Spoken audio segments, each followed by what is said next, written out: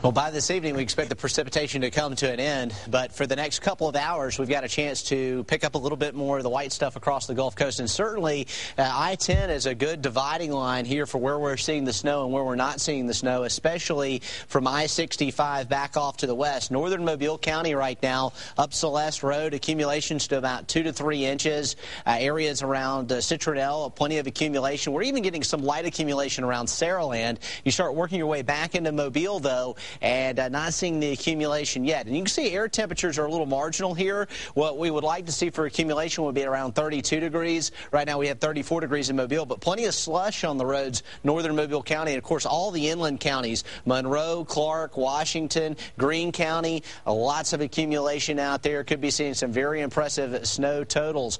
Winds have started to veer around out of the north. We expected this to happen around lunchtime today, and that has brought in a real drop in that rain-snow lines, brought it much closer to the coast. And now, as long as we get precipitation, we will see the chance of picking up some of that snow. Now, looking at this right now, our snow machine radar, you can see the dividing line here from where we're seeing the snow and where we're not seeing the snow. It's pretty much along Interstate 10.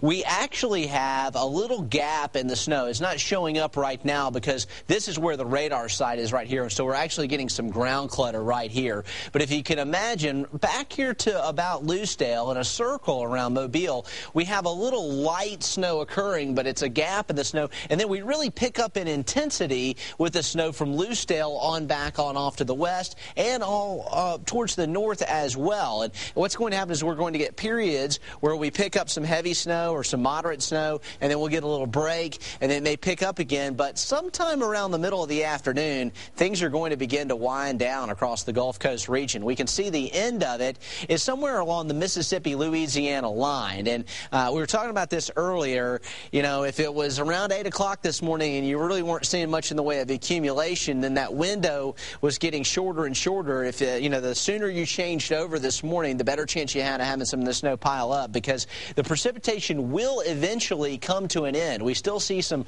snow and some rain mixed with the snow over southern Mississippi. When that gets into our area, it's likely to be snow. Inland areas, a chance of seeing some more snow as we go through the next couple of hours. But eventually, as we get into the 3 o'clock or so this afternoon, we'll see that snow come to an end. And then tonight, we'll have to watch for some refreezing on the roadways as temperatures drop into the upper 20s.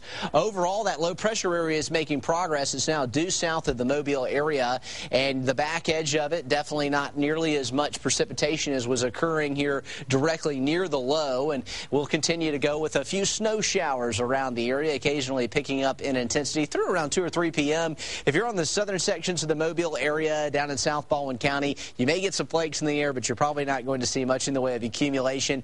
Areas to the north, though, from Saraland on up, Bay Minette northward, some light accumulations, and then you get into the northern part of Mobile County, northern parts of Baldwin County, and even the northern parts of Escambia, Santa Rosa counties, some accumulations of snow and some issues with travel. Please be careful. The roads are slick and slushy to the north. Snow possible and working our way into the afternoon, ending sometime around mid-afternoon by about 3 o'clock or so. Temperatures steady in the mid-30s, although if you get in some of those heavier snow bands, temperatures will drop down into the lower 30s. And tonight we'll clear out. We'll see temperatures in the lower 30s and perhaps some upper 20s. Inland areas with the snowpack and the clear skies could even see the possibility of some temperatures in the mid-20s in a few spots tonight. So we'll have to watch for some refreezing.